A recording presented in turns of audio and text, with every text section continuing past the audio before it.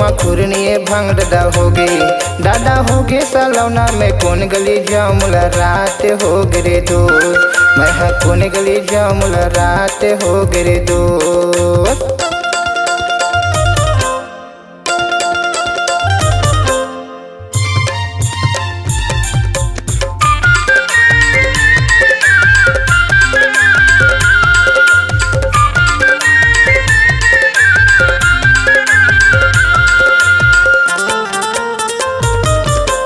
आधा सरगले उड़ेला भरही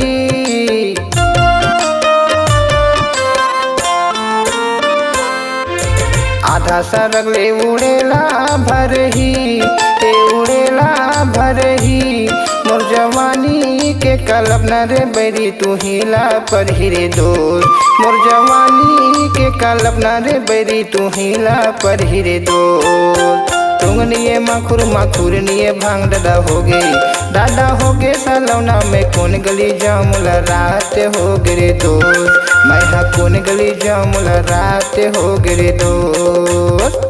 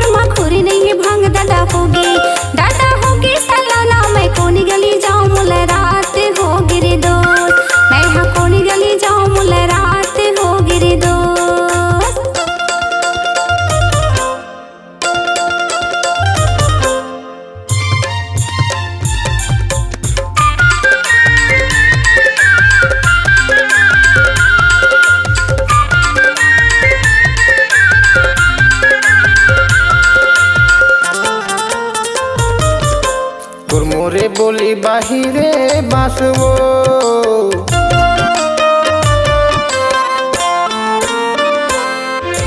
तोर मोरे बोली बाहिरे बासवो ए बाहिरे बासुना